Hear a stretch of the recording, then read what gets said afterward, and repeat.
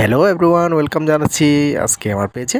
আমি এসেছি কাপ্তের লেকের ধারে, এবং আপনার কাপ্তের লেকের যে পানির কী অবস্থা সেটা নিশ্চয়ই আপনারা খবর পত্রিকায় দেখতে পাচ্ছেন, এবং ভরপুর হয়ে গেছে কাপ্তের লেকের পানি, থই থই করছে লেকের পানিগুলি। এরই মধ্যে বিদ্যুৎ উন্নয়ন বোর্ড এবং পিডিবি সিদ্ধান্ত নিয়েছেন এই যে পানি অতিরিক্ত হওয়ার কারণে 16টি গেট ছেড়ে দেওয়া হবে কাপ্তের লেকের। তো ওই লেকের পরিস্থিতি আপনাদেরকে একটু দেখানোর চেষ্টা করেছি, এবং দেখার পরে আমি উঠে যাচ্ছি বোটের এখান থেকে, এবং দেখতে পাচ্ছেন এটি হচ্ছে নৌ পরিবহন মন্ত্রণালয়ের একটি জেটি ঘাটটি। এই ঘাটে এসে আপনারা উপভোগ করতে পারেন, এবং আপনারা লেকে ঘোরাঘুরি করতে পারেন একটা বোট নিয়ে, বা এখান থেকে সাম্পান নিয়ে আপনারা ঘুরতে পারেন চারিদিকে। তো আমি এসেছি, আমি দেখার পর একটু আপনাদের সাথে শেয়ার করছি।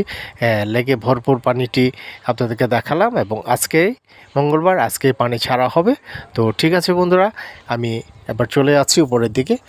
তবে পানি ভরপুর হওয়ার কারণে দেখতে পাচ্ছেন একটি যমুনা সেতু হয়ে গেছে, যে সেতুটি পার হওয়া খুব কঠিন, এবং যারা অনেকেই আছেন মাল পরিবহন করেন তাদের জন্য অনেক কষ্টদায়ক হতে পারে। তারা একটু সতর্কভাবে আপনারা পার হবেন নদীটি, সেই সাঁকুটি। তো ঠিক আছে বন্ধুরা, আবার দেখা হবে নতুন জায়গায় নতুন ভিডিও নিয়ে। সে পর্যন্ত ভালো থাকবেন, সুস্থ থাকবেন, নিরাপদে থাকবেন, তবে একটু সাবধানে থাকবেন।